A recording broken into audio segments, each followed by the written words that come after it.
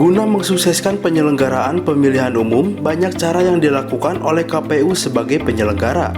Salah satunya dilakukan oleh KPU Kabupaten Bandung, yang pada tahun ini akan menyelenggarakan pemilihan umum Bupati dan Wakil Bupati Bandung. Guna menambah pengetahuan masyarakat tentang pemilu, KPU Kabupaten Bandung mendirikan sebuah aula yang disebut dengan Balai Pintar. Di aula ini masyarakat bisa mengetahui perjalanan pemilihan umum baik di Indonesia maupun di Kabupaten Bandung.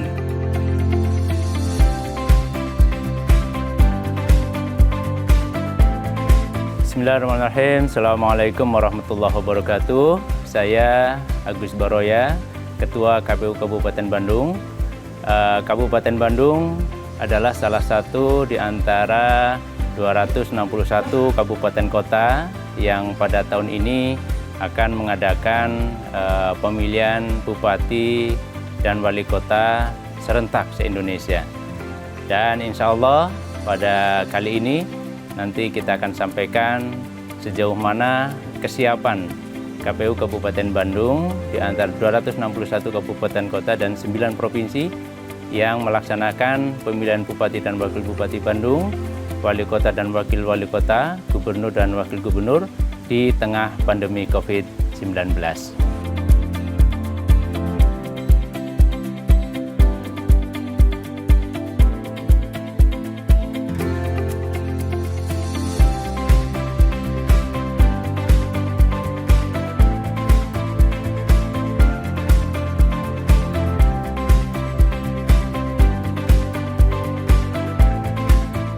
Kali ini saya di Balai Pintar, yaitu Aula KPU Kabupaten Bandung, di mana ini tempat KPU mengadakan rapat koordinasi dengan berbagai instansi.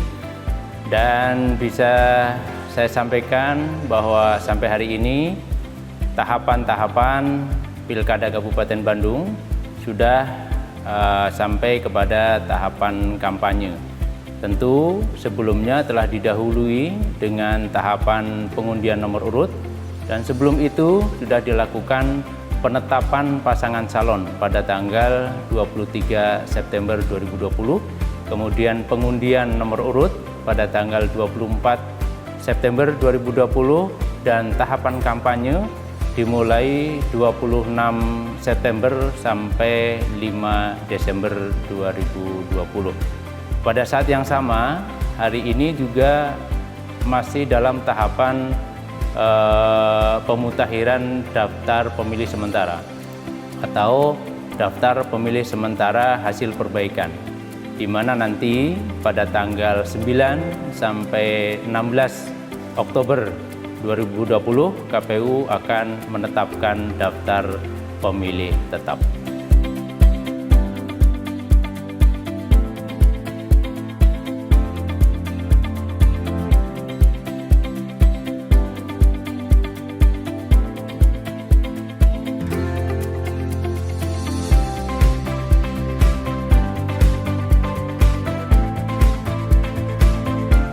Kepada para warga Kabupaten Bandung khususnya, seperti kita ketahui bahwa Pilkada hari ini di tengah pandemi. Oleh sebab itu, KPU mengajak kepada semua pihak, baik peserta pemilu maupun para pendukungnya, untuk senantiasa mentaati protokol kesehatan dalam seluruh kegiatan yang terkait dengan Pilkada. Tentu dengan harapan agar Pilkada ini tetap bisa berjalan, namun kesehatan tetap kita prioritaskan. Dalam kesempatan ini pula, Ketua KPU Kabupaten Bandung menyebutkan pada tahapan kampanye tahun ini berbeda karena adanya pandemi COVID-19. Beliau pun berharap adanya Pilkada ini tidak menjadi klaster baru penularan COVID-19, dan diharapkan para pasangan calon bisa mengajak dan menerapkan protokol kesehatan dalam kampanye. Pada tahap kampanye di tengah pandemi ini tentu ada hal yang berbeda. Bahkan dalam regulasi terakhir di PKPU 13 tahun 2020, kampanye tidak lagi menggunakan bentuk rapat umum, konser musik, bazar, dan hari ulang tahun partai itu tidak ada. Kalau mau dilakukan, maka kegiatan tersebut harus dilakukan dengan daring. Adapun pemilihan misalnya dalam bentuk pertemuan terbatas, tatap muka atau dialog itu harus dilakukan di ruangan dan jumlahnya dibatasi hanya 50 orang. Nah, ini tentu saja dalam rangka untuk meminimalisir terjadinya kerumunan yang tidak kita kehendaki. Jangan sampai pilkada ini menjadi klaster baru bagi penyebaran COVID. Nah, dengan demikian KPU mengajak terutama kepada pasangan calon dan pendukungnya untuk betul-betul mematuhi aturan kampanye sesuai dengan protokol kesehatan.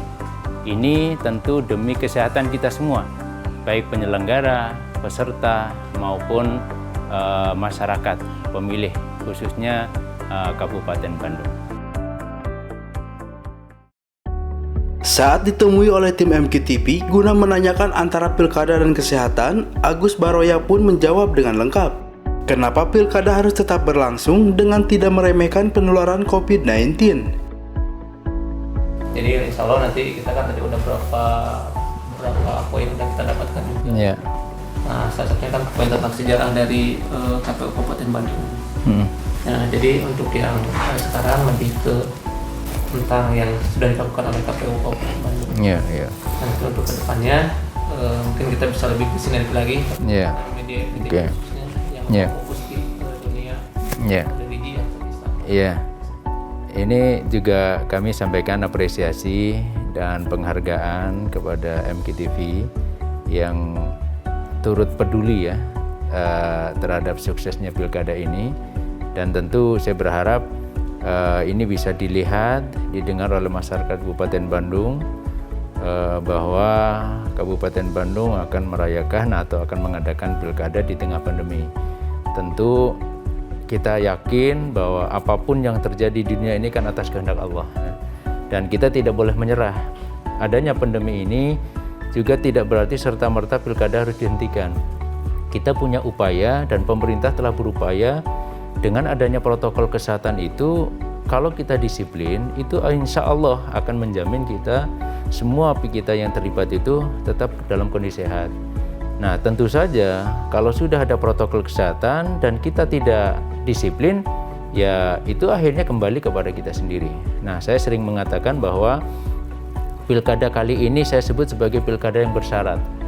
Syaratnya adalah bahwa kita patuhi protokol kesehatan.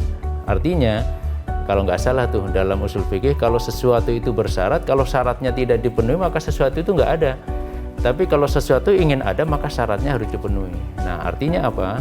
Kalau kita ingin pilkada ini tetap berlanjut, tetap jalan, ya mari kita semua komponen masyarakat patuh dan disiplin dengan protokol kesehatan. Tapi kalau kita tidak bisa menunjukkan kepada masyarakat bahwa kita disiplin dengan protokol kesehatan, jangan salahkan kalau kemudian orang beramai-ramai menginginkan pilkada ini ditunda. Sementara dalam analisis, dalam pertimbangan berbagai pihak ini, pilkada ini kan salah satu tujuannya untuk supaya tidak ada pejabat yang PJS di kemudian hari. Karena tentu kalau satu kabupaten kota, pemerintahan bupati wali kotanya PJS, ini tidak akan penuh kewenangannya untuk melakukan kebijakan publik. Nah, kalau kebijakan publik tidak penuh, ini tentu akhirnya imbasnya kepada masyarakat. Apalagi di tengah pandemi, tentu kita membutuhkan kepemimpinan yang legitimit, yang memiliki kewenangan penuh. Nah, dengan demikian insya Allah bahwa pilkada ini juga ujungnya adalah untuk kesejahteraan masyarakat. Jadi kalau pilkada ujungnya untuk kesejahteraan masyarakat dan penanganan COVID juga ujungnya untuk kesejahteraan masyarakat, maka sejatinya tidak perlu kita benturkan, dan tidak perlu kita dikotomikan antara pilkada dengan COVID, karena dua-duanya sejatinya sama, bermuara kepada keinginan untuk mensejahterakan rakyat. Nah, tapi sekali lagi kita tidak boleh menyepelekan COVID, kita tidak boleh menganggap enteng, semua harus kita prioritaskan. Nah, untuk itu titik temunya mana? Titik temunya adalah kita disiplin mematuhi protokol kesehatan. Insya Allah dengan protokol kesehatan kita penuhi, secara manusiawi kita ikhtiar maksimal, yakin bahwa segala sesuatu itu memang di tangan Allah. Tapi kewajiban kita itu kan ikhtiar. Nah, ketika kita sudah berikhtiar dengan protokol kesehatan, maka dua hal kita akan peroleh. Pilkada tetap akan jalan, dan kesehatan itu tetap juga akan, insya Allah akan kita dapatkan. Ini saya kira yang message ini, pesan ini yang perlu disampaikan kepada masyarakat, sehingga masyarakat insya Allah nggak usah khawatir, asalkan semua pakai masker, sering cuci tangan, kemudian tidak bersentuhan fisik, jaga jarak. Insya Allah ini adalah ikhtiar-ikhtiar kita agar tahapan-tahapan pilkada ini tetap berjalan dan kita tetap dalam kondisi sehat. Bagi masyarakat Kabupaten Bandung agar bisa ikut berpartisipasi dalam penyelenggaraan pilkada di tahun ini, dengan tidak lupa untuk mencoblos pasangan bupati dan wakil bupati pada tanggal 9 Desember 2020 mendatang. Pada kesempatan ini, pada terakhir kalinya, saya mengajak kepada seluruh warga masyarakat Kabupaten Bandung, khususnya pemilih, untuk jangan lupa hadir di TPS pada hari Rabu 9 Desember 2020. Pilihan kita akan menentukan masa depan Kabupaten Bandung kita. Terima kasih. Billahi taufiq wal hidayah. Assalamualaikum warahmatullahi wabarakatuh.